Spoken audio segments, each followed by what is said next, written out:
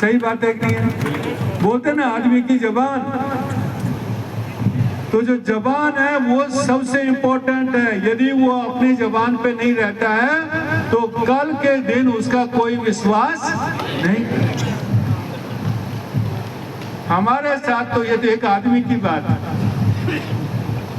सरकार तो बहुत बड़ी होती है और सरकार की जबान पे भी विश्वास करना होता है। यही हम लोग विश्वास करके वार्ता में गए थे, हमारे साथ निम्बा जी थे, सारे हमारे बहुत सारे साथी यहाँ पे हैं, और उन्होंने बोला कि भाई आपने जो भी बताया सब सही है, हमारे पास इतने कागज नहीं है, इतना होमवर्क हमने नहीं किया है, हमें समय चाहिए। हम लोग उस टाइम आंदोलन के बोर्ड में थे, हमने बोला कि 1 महीने से ज्यादा समय आपको नहीं देंगे। सरकार बोल रही थी कि 3 महीने का समय दो। कैबिनेट मिनिस्टर बोला कि भाई 3 महीने का समय हमें चाहिए। फिर बीच में हमारे मंत्री जी ओटेराम जी ने बोला कि भाई ना इधर का ना उधर का, 2 महीने का रखते हैं कि 2 महीने के बाद सरकार दोबारा से वार्ता करेगी। हमने अपने मंत्री साहब का वहाँ पे उन पे विश्वास रखा कि भाई हमारे जो मंत्री बोल रहे हैं वो सही बोल रहे हैं, और उसी के ऊपर विश्वास करके आज हम लोग जा रहे हैं। सरकार ने मिनट्स निकाली, ये बात देखो सब लोग साक्षी है मेरे साथ। सरकार ने लिखित में मिनट्स निकाली और मिनट्स में लिखा 3 महीने। हमने फिर भी जाने दिया कि कोई बात नहीं, सरकार ने जो 3 महीने का समय लिख दिया तो कोई बात नहीं है, हम 3 महीना भी मानने के लिए तैयार। 3 महीने तक इंतजार किया, 3 महीने गुजर गए, 4 महीने गुजर गए, 5 महीने गुजर गए। 5 मई को 5 महीने हो गए। सरकार ने ये सोचा कि अपने पास हो सकता है, हमारा ये कुछ लोग बिगाड़ नहीं सकते, हम बात करें तो ठीक है, नहीं बात करें तो ठीक है। तब हमें भी लगा कि आपके पास सत्ता है लेकिन हमारे पास सड़क है, सड़क। हम झुकने वाले नहीं हैं। आप एसी में बैठिए, आप भाषण दीजिए, कोई बात नहीं है, लेकिन हमारे साथ हमारी जनता है ना, सड़क पे जाएगी, सड़क के ऊपर, और आंदोलन करना हमें आता है। आपने अपनी जबान नहीं रखी, सरकार के ऊपर कैसे विश्वास किया जाए? जिस सरकार ने अपनी जबान नहीं रखी, 3 महीने के बाद दोबारा बुलाएंगे, उस सरकार पे क्या हम लोग और चुपचाप बैठे रह सकते हैं? सरकार ने यही सोचा कि भाई अभी राइकर ये डीएनटी वाले दोबारा आएंगे, डराया उन्होंने, हमारे लोगों को गिरफ्तार किया, 18 दिन तक जेल में रखा कि इनको डराते हैं, ये डर के कोई भी आंदोलन में आएगा नहीं। तो एक तरफ डराने का काम, दूसरा तरफ बहकाने का काम। इसलिए हमने तय किया कि जो प्रण हमने लिया है, सब साथियों ने मिलकर लिया है कि अपने समाज को आरक्षण दिलाएंगे। उस प्रण पर सरकार की जबान झूठी हो सकती है, लेकिन हमारी जबान झूठी नहीं हो सकती है। हम लोग हमारे समाज को, डीएनटी समाज को जो विश्वास दिलाया है कि हम लोग ये लड़ाई जारी रखेंगे, इसलिए आप खूब राजनीति में झूठे बनिए, कुछ भी बोलिए, आपके ऊपर हमें कोई विश्वास नहीं है।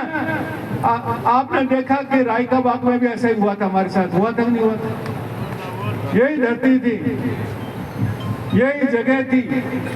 जब हम लोग आंदोलन लेके वहां पे गए, कलेक्टर ने बोला 15 दिन दे दो। रेलवे के अधिकारियों को बुलाया के बोला भाई 15 दिन दे दो, 15 दिन के बाद हम नाम बदल देंगे। देखिए कैसे इतिहास दोहराता है। 15 दिन के बाद मुकर गए कि नहीं भाई नाम नहीं बदलेगा। अरे 1 लाख लोग आए, इतना बड़ा आंदोलन किया और फिर आप मुकर दो कि 15 दिन के बाद अभी आपका नाम नहीं बदलेगा। आपने देखा इसी धरा पे ये मंच के नीचे अपने महापंचायत की और महापंचायत करने के बाद रेलवे मंत्री का पुतला लेके गए राम नाम सत्य करके डीआरएम के सामने पूरा शहर देखा तो भाई क्या हो गया, रेलवे मिनिस्टर को लेके जा रहे हैं। डीआरएम के सामने देश में पहला ऐसा जो कोई इंसिडेंट हुआ जिसने रेलवे मंत्री का पुतला फूका हो। डीआरएम के सामने, डीआरएम अंदर बैठा था, आप सब गवाह थे। डीआरएम के सामने रेलवे मंत्री का पुतला जलाया। डीआरएम बोला मेरे पास आओ, क्या आएंगे नहीं? अरे तेरे कागज पे विश्वास नहीं हमें, जिस दिन बोर्ड पे नाम चेंज हो जाएगा उस दिन विश्वास करेंगे। आप सबने देखा बोर्ड पे नाम चेंज हुआ कि नहीं हुआ? भारी बारिश में हमारे इस हॉस्टल के बच्चे सबसे पहले खबर देने वाले बच्चे थे। हमारे सारे बच्चे वहां गए, बारिश हो रही थी, बारिश में वो नाम चेंज कर रहे थे और हमारे बच्चे डांस कर रहे थे कि हमने चेंज करवा के दिखाया। इसलिए सरकार ये ना समझे कि हम किसी मुद्दे को छोड़ देंगे, छोड़ने वाले मुझसे नहीं है। कुछ भी हो जाए, कोई भी ताकत आ जाए, सरकार डबल इंजन हो 5 इंजन हो, हमें कोई फर्क पड़ने वाला नहीं। हम अपना अधिकार लेकर रहेंगे। हमें 10% आरक्षण चाहिए। अभी रतन जी ने जो बात बताई वो बात सही है। अरे हमारा कोई भी थानेदार जाओ, कोई थानेदार नहीं है। एसडीएम जाओ, एसडीएम नहीं है। हॉस्पिटल जाओ, डॉक्टर नहीं है। कहीं पे भी जाओ, सब जगह में हाथ जोड़ना पड़ता है। हर ऑफिस में जिस दिन आरक्षण मिल जाएगा, हर ऑफिस में डीएनटी का आदमी होगा, ओबीसी मूल का आदमी होगा और वो सारी आपकी सहायता करेंगे, क्योंकि हमने साथ हम संघर्ष कर रहे हैं, साथ संघर्ष कर रहे हैं। इस तपती धूप में सारे समाज उनको भी याद आएगा कि ये जो नौकरी मुझे मिली है, वो जो समाज तपती धूप में सड़कों पे चल रहा था, उसकी वजह से नौकरी मिली। आप धैर्य रखिए, धैर्य रखिए। फिर मैं बोल रहा हूं दोबारा से, सरकार जुबान से पलट सकती है, लेकिन हम अपनी जुबान से पलटेंगे।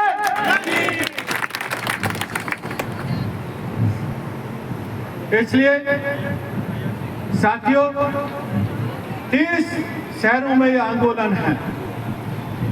30 शहर के बाद भी सरकार नहीं आती। हमने सब कुछ सोच के रखे कि ये होगा, ये होगा, ये जोखिम होगी, ये होगा, सब कुछ एक एक चीज हमने कैलकुलेट करके रखा हुआ कि अभी खाली आप जितनी हट दरमिता करोगे उतने ही हम मजबूत होंगे, कमजोर होने वाले।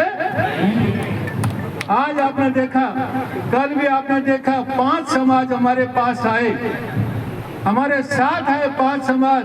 कुमाऊं समाज आया, योगी समाज तो हमारे साथ है ही, पंचाल समाज वहां पे आया और अपने जांगीर समाज वहां पे आया। आज आपने देखा हमारे युवा यहाँ पे बैठा हुआ, दर्जी समाज, बालोतरा में भी दर्जी समाज का बच्चा वहां पे आया। इसलिए बहुत सारे घांची समाज से हमारी बात चल रही है, बहुत सारे समाजों से बात चल रही है। आप एक तोड़ोगे, हम 100 जोड़ेंगे, 100 जोड़ेंगे, 100। इसलिए जयपुर तक जाते जाते कारवां बढ़ेगा।